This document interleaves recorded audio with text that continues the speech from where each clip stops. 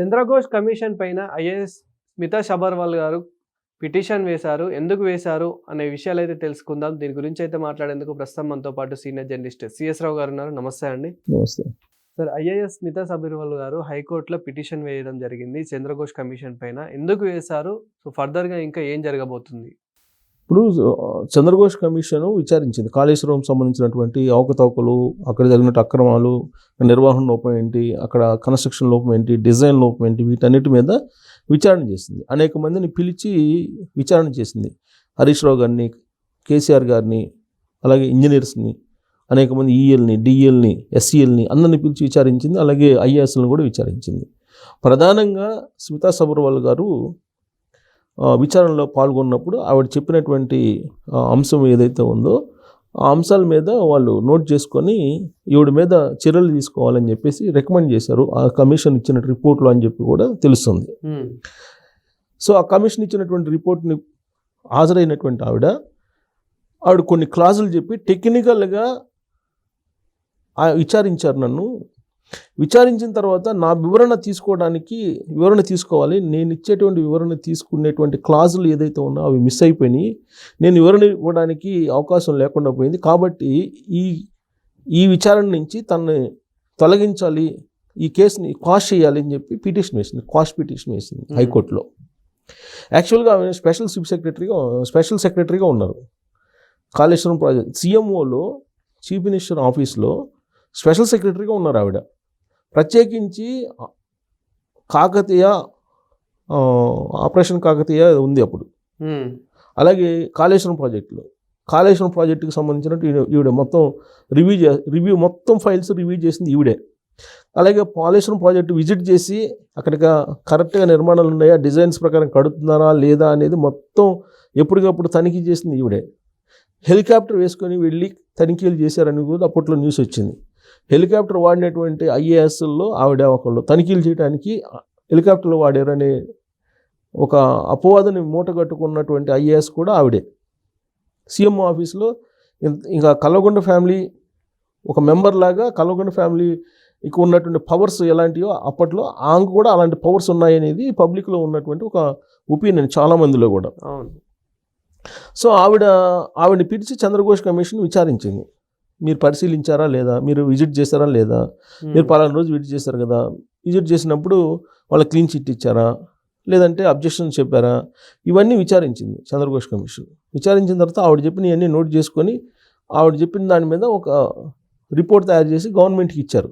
ఆ గవర్నమెంట్కి ఇచ్చినటువంటి రిపోర్ట్ని అసెంబ్లీలో పెట్టారు. అసెంబ్లీలో తీర్మానం చేశారు. తీర్మానం ఏం చేశారు? సిబిఐని ఎంక్వైరీ చేయమని చెప్పి తీర్మానం చేశారు. సిబిఐని ఎంక్వైరీ చేయమని అంటే సిబిఐ ఎంటర్ అవుతుంది కదా. సిబిఐ ఎంటర్ అయిన తర్వాత దీనికి ఎవరు కర్త కర్మ క్రియ అని అంటే ఇమీడియట్గా అధికారులే వస్తారు. డిఈలు, సిఈలు, ఎస్ఈలు, తర్వాత స్పెషల్ సెక్రటరీలు వీళ్ళే వస్తారు. సో వీళ్ళు అప్పుడు విచారణకి ఫేస్ చేయాల్సి వస్తుంది. అందుకని ఈ రిపోర్ట్లో తన పేరుని మెన్షన్ చేశారు, తన వివరణ తీసుకోకుండా. కాబట్టి ఈ కేసులో నుంచి తనను తప్పించండి అని చెప్పేసి క్వాష్ పిటిషన్ వేశారు. ఈ క్వాష్ పిటిషన్ కనుక హైకోర్టు యాక్సెప్ట్ చేస్తే కనుక ఆవిడ బయటపడతారు, లేదంటే సిబిఐ విచారణని ఎదుర్కోవాల్సి వస్తుంది. ప్రస్తుతం ఆవిడ ఎక్కడున్నారు? లాంగ్ లీవ్లో ఉన్నారు. ఈ మధ్యకాలంలో ఈ చంద్రఘోష్ కమిషన్ రిపోర్ట్ ఇచ్చిన తర్వాతనే లాంగ్ లీవ్లో వెళ్ళిపోయారు ఆవిడ. లాంగ్ లీవ్లో వెళ్ళిపోయినటువంటి ఆవిడ ఇప్పుడు సడన్గా ఈ క్వాష్ పిటిషన్ని వేయటం జరిగింది హైకోర్టులో. సో ఎప్పుడు కూడా స్మితా సబర్వాల్ గారు కొంత అధికారంలో బీఆర్ఎస్ పార్టీ ఉన్నప్పుడు కానీ, బీఆర్ఎస్ పార్టీ అధికారం కోల్పోయిన తర్వాత కానీ వార్తల్లో నిలిచేటువంటి ఐఏఎస్గా ఆవిడ ఉన్నారు. అప్పుడు కూడా కొన్ని ట్వీట్ల రూపంలో కొన్ని చేసి కొంత చర్చనీయాంశంగా మారారు ఆవిడ వాళ్ళకు. కాకపోతే అప్పుడు ఏంటంటే బీఆర్ఎస్ పార్టీ అధికారంలో ఉన్నప్పుడు ఆ బీఆర్ఎస్ పార్టీకి అనుకూలంగా, కల్వకుంట్ల ఫ్యామిలీకి అనుకూలంగా వ్యవహరించారనేటువంటి ఆరోపణలు ఆవిడ మీద ఉన్నాయి. అసలు అధికారం కోల్పోయిన తర్వాత కేసీఆర్ గారు ఈవిడ అసలు సీఎం ఆఫీస్కి వెళ్ళలే కొన్ని రోజులు. ముఖ్యమంత్రిగా రేవంత్ రెడ్డి గారు ప్రమాణ స్వీకారం చేసిన తర్వాత సీఎంఓలో ఉండేటువంటి ఆఫీసులు కట్టెస్సీగా పోయి కలుస్తారు. కానీ ఈవిడ కలవడానికి కూడా కలవలేదు. దాదాపు కొన్ని రోజుల పాటు రేవంత్ రెడ్డి గారిని కలవపోయినప్పుడు అప్పుడు కూడా ఈవిడ మీద రకరకాల కథనాలు వచ్చాయి. ఈవిడ ఎందుకు కలవరు, ముఖ్యమంత్రి కదా, కట్టసీగా కలవాలి కదా, పోయి అభినందనలు తెలపాలి కదా, అది కూడా తెలపలేదు. సీఎంఓలో ఉన్నటువంటి ఐఏఎస్ అని చెప్పి అనుకున్నారు. అసలు ఈవిడ రాజీనామా చేస్తారు, రాజీనామా చేసి బీఆర్ఎస్ పార్టీ తరఫు నుంచి ఎలక్షన్లో పోటీ చేసే అవకాశం ఉంది, రాజకీయాల్లోకి వస్తారని టాక్ కూడా అప్పట్లో వచ్చింది. సో ఇవన్నీ స్పెక్యులేషన్స్ వచ్చినాయి ఆవిడ మీద. సో ఇప్పుడు ఈ క్వాష్ పిటిషన్ ఏం కానీ ఈ కేసు టర్న్ అవుతుందా? In case quash petition accept చేశారనుకోండి, సునీతా సౌర్ గారు వేసినటువంటి క్వాష్ పిటిషన్ని కేసీఆర్ హరీష్ రావు కూడా క్వాష్ పిటిషన్ వేసే అవకాశం ఉంది. ఇప్పుడు ఎందుకంటే ఈ కేసులో కేసీఆర్ హరీష్ రావు గారు కూడా ఉన్నారు కదా. అప్పుడు ఇరిగేషన్ శాఖ మంత్రిగా హరీష్ రావు ఉన్నారు, ముఖ్యమంత్రిగా కేసీఆర్ గారు ఉన్నారు. సో వీళ్ళిద్దరిని కూడా విచారించారు కదా చంద్రఘోష్ కమిషన్. సో ఈ క్వాష్ పిటిషన్ కనుక యాక్సెప్ట్ చేస్తే హైకోర్టు, వాళ్ళిద్దరు కూడా క్వాష్ పిటిషన్ వేసేటువంటి అవకాశం ఉంది. మిగతా వాళ్ళు కూడా ఆ కేసులో ఉండేటువంటి వాళ్ళు, ఆ కాళేశ్వరంలో ఉండేటువంటి వాళ్ళు క్వాష్ పిటిషన్స్ వేసేటువంటి అవకాశం ఉంది. సో ఇప్పుడు కీలకంగా చూస్తున్నారు, స్మితా సౌర్ గారు వేసినటువంటి పిటిషన్ని హైకోర్టు యాక్సెప్ట్ చేస్తుందా లేదా, క్వాష్ చేస్తుందా లేదా. క్వాష్ చేస్తే కనుక మిగతా ఉండేటువంటి వాళ్ళు కూడా ఈ క్వాష్ పిటిషన్ వేసి బయటపడేటువంటి అవకాశం ఉంది. సో ఈవిడ ఐఏఎస్గా ఆవిడకున్నటువంటి రైట్స్ని ఆవిడ చూపిస్తున్నారు, ఆవిడకున్నటువంటి రక్షణను కూడా ఆవిడ చూపించుకునే అవకాశం ఉంది. బట్ ఈవిడ మీద ఎందుకు ఎక్కువగా కాన్సన్ట్రేషన్ చేశారంటే, సీఎం ఆఫీస్లో స్పెషల్ సెక్రటరీగా ఉన్నారు, పైగా ఇరిగేషన్ ప్రాజెక్టులన్నీ ఆవిడ రివ్యూ చేసేవాళ్ళు. ప్రతిరోజు ఆవిడ ఇరిగేషన్ ప్రాజెక్టులో రివ్యూ చేశారు. కమిషన్ కాకతీయ, మిషన్ కాకతీయ కాస్త కమిషన్ కాకతీయ అని అనేవాళ్ళు ఎవరు, కాంగ్రెస్ వాళ్ళు.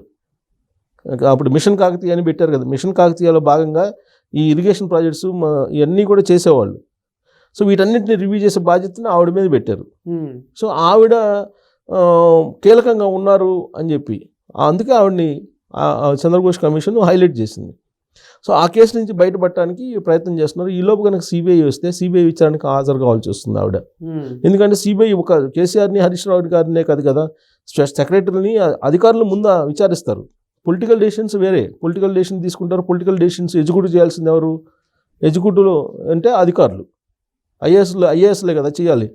సో ఎడ్యుకేషన్ అనేది వాళ్ళు చేయాలి. ఎడ్యుకేషన్ చేసేటప్పుడు మిస్టేక్స్ వచ్చినప్పుడు ఆన్ రికార్డు దొరికేది ఎవరంటే ఐఏఎస్లే. ఇప్పుడు ఆంధ్రప్రదేశ్లో చూసిన, ఆంధ్రప్రదేశ్లో కూడా అదే జరిగింది కదా. 2019 నుంచి 2024 వరకు కొంతమంది ఐఏఎస్లు ఐపీఎస్లు ఏ విధంగా వ్యవహరించారు అనేది మనం చూస్తే కనుక ఇప్పుడు కొంతమంది జైల్లో ఉన్నారు, కొంతమంది సస్పెన్షన్లో ఉన్నారు.